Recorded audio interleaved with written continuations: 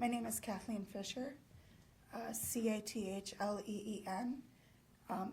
Fisher. On the morning of May 15th, 2022, my world was forever changed. My husband Dan and I were on our way to pick up our daughter Grace from a sleepover at our dance studio. I can only imagine what we were talking about on our way to Robbinsdale. I have to imagine because I have no memory of that day.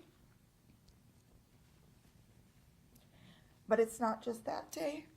I lost all my memory from about a month before the accident. I have been told that Dan and I were stopped at a red light on County Road 81 in Brooklyn Park. We were hit from behind. Adam was driving a stolen vehicle fleeing from a police car he saw in the next city over. He was high on drugs and going at least 70 in a 45.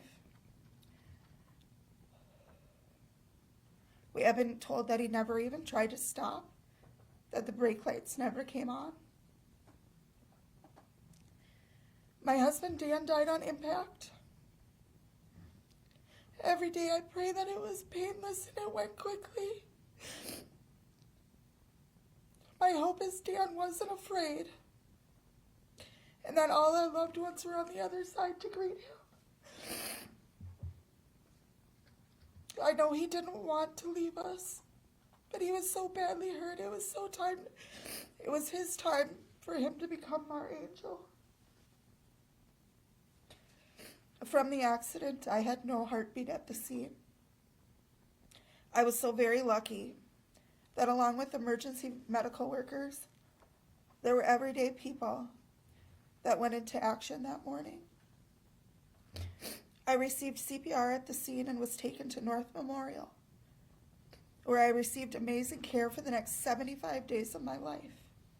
My body was so broken from the accident. The odds were not in my favor to survive. Within hours of arriving at North Memorial, I had the first of many surgeries. It was to repair my torn diaphragm and fix my internal bleeding in my stomach.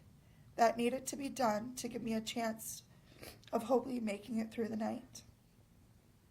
That day, they also knew my spinal cord was fractured in 2 spots. I needed rods to be placed in my back for me to have the chance of ever to walk again.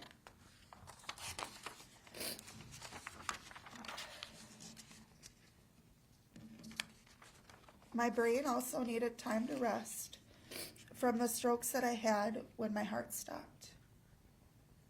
I was placed on a ventilator that later became a trach that I had until July. 9 days after the crash, I had back surgery to fix and stabilize my spinal cord. After the surgery, they were able to turn me over for the first time and realized that my lower back skin had begun to die and turn black. This was the start of an extremely long journey. After many back surgeries and countless doctor's visits, my back was fully closed at the end of February, 9 months after after our accident. In therapy, I had to relearn all of my most basic of needs, from putting on my clothes to brushing my teeth and hair, and even taking a shower. Relearning how to get out of bed and take my first steps again were not only painful, but they were frustrating. My body just couldn't do what my brain wanted it to. But all that pain, and believe me, there's a lot, is nothing compared to what Adam has done to my heart.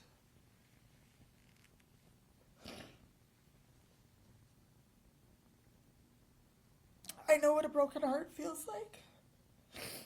Dan wasn't just my husband, he was my best friend, the most wonderful dad to Grace, and my soulmate. I knew I was going to marry Dan just a few months after I was with him. He really did complete me and make me a better person. He was my sidekick in life. Dan had the best laugh. Just thinking about it makes me smile. He was so smart and would kick anybody's butt in trivia. He loved all things Minnesota, especially our sports teams. His love for the Vikings ran real deep. We went on so many adventures together and had so many plans for our future.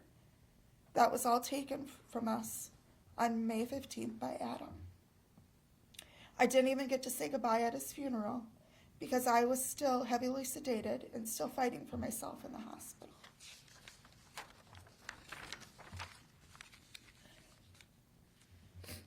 There has been more than one time that I wanted to give up.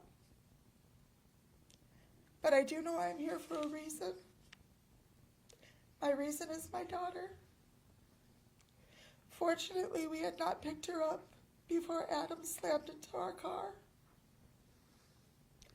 I have been through a lot, but I can't imagine what my Gracie has lost because of this.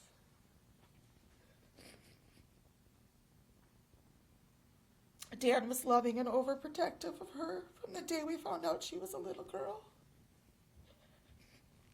They did everything together, including drive me crazy. They had their own inside jokes and would say and do things that only they found funny. Because of Adam's actions, Grace was robbed of the rest of her childhood. She was forced to grow up fast, the whole time knowing every holiday and every special occasion, her dad will not be there because of him. He won't be there to walk her down the aisle or be there when she has children. Adam stole those things and so much more from her by his actions.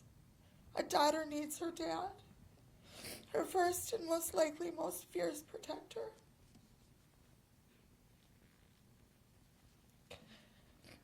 Minnesota needs to look into their sentencing guidelines. Murdering someone while driving a car under the influence of drugs or alcohol is not an accident. This is murder. Adam murdered my husband and left me there to never have my life physically be the same. He deserves so much more time than he is going to be getting today.